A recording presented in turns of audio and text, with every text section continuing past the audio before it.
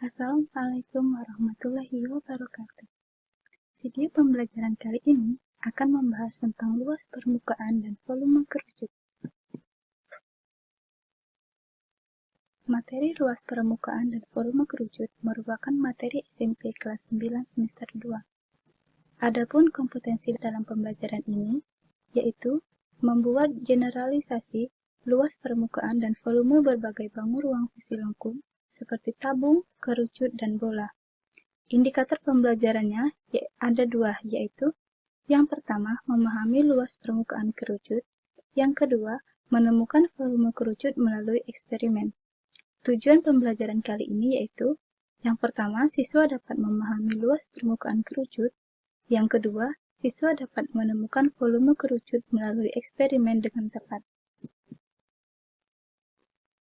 Sebelum mempelajari mengenai luas permukaan dan volume kerucut, yang pertama, kita akan mempelajari mengenai definisi kerucut. Yang kedua, unsur-unsur kerucut. Yang ketiga, luas permukaan kerucut. Dan yang keempat, kita akan mempelajari mengenai volume kerucut. Langsung saja ke materi pertama, yaitu definisi kerucut. Kerucut merupakan bangun ruang sisi lengkung yang menyerupai 5 segi M beraturan dengan bidang alas berbentuk lingkaran.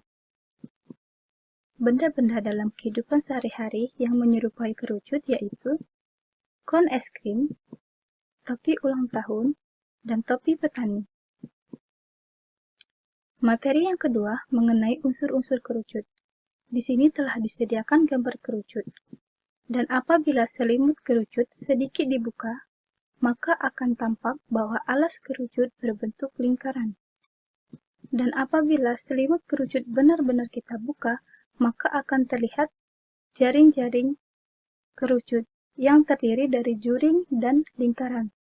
Nah, unsur-unsur kerucut terdiri dari yang pertama yaitu selimut kerucut yang berbentuk juring.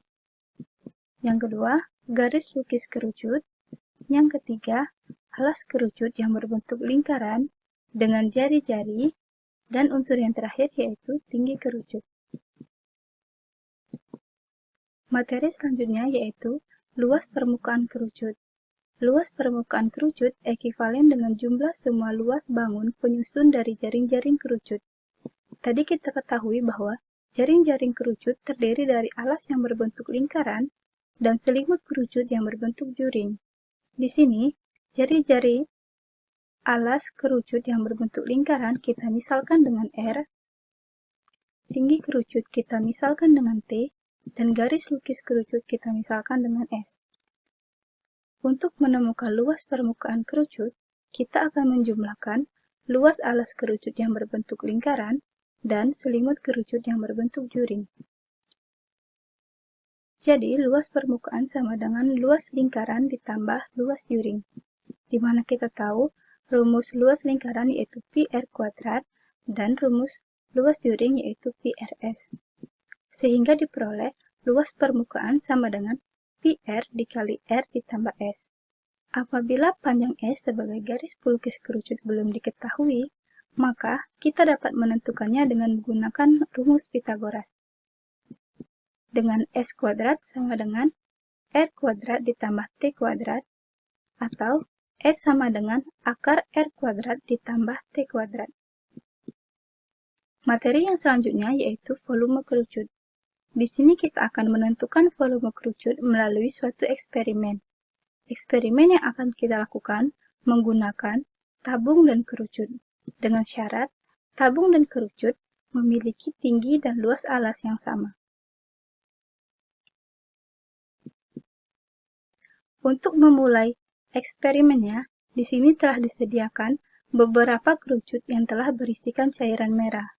Eksperimen yang akan kita lakukan yaitu dengan memindahkan cairan merah yang berada di dalam kerucut ke dalam tabung hingga tabung terisi penuh. Kita mulai dengan kerucut yang pertama. Kita tuangkan cairan merah ke dalam tabung. Dengan satu kerucut, tabung belum terisi penuh. Kita lanjutkan dengan kerucut yang kedua. Kita tuangkan cairan merah ke dalam tabung, dan dengan dua kerucut, tabung belum juga terisi dengan penuh. Kita lanjutkan dengan kerucut yang ketiga. Kita tuangkan cairan merah dan tabung terisi penuh. Nah, jadi di sini kita memerlukan 3 kerucut agar tabung terisi penuh.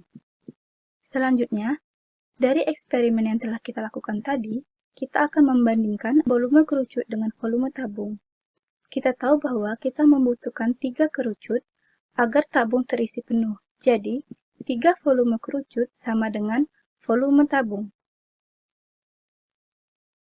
Diperoleh volume kerucut sama dengan 1/3 volume tabung. Pada pembelajaran sebelumnya, kalian telah memahami mengenai volume tabung dengan rumus luas alas dikali tinggi, sehingga volume kerucut sama dengan 1/3 luas alas dikali tinggi. Karena alas tabung dan alas kerucut sama-sama berbentuk lingkaran, maka diperoleh rumus volume kerucut sama dengan 1/3 pi r kuadrat dikali T. Kita lanjutkan dengan contoh soal. Sebuah kerucut memiliki panjang jari-jari alas 8 cm dan tinggi kerucut 15 cm. Tentukan A. Luas permukaan kerucut, B. Volume kerucut. Jadi, dari soal tadi diketahui bahwa jari-jari alas kerucut berukuran 8 cm dan tinggi kerucut 15 cm. Yang pertama, kita akan menentukan luas permukaan kerucut. Untuk menentukan luas permukaan kerucut, kita harus mencari terlebih dahulu panjang sisi pelukis dari kerucut. Karena di sini panjang garis pelukis kerucut belum diketahui, maka kita bisa mencarinya dengan menggunakan rumus Pythagoras. Dengan S sama dengan akar R kuadrat ditambah T kuadrat. Substitusikan panjang jari-jari dan tinggi yang telah diketahui, sehingga diperoleh S sama dengan 17. Kemudian, dilanjutkan dengan rumus luas permukaan kerucut, yaitu PR dikali R ditambah S. Kita substitusikan panjang jari-jari dan panjang garis pelukis kerucut yang telah kita cari sebelumnya, sehingga diperoleh luas permukaan kerucut yaitu 200 pi. Yang kedua, kita akan menentukan volume kerucut.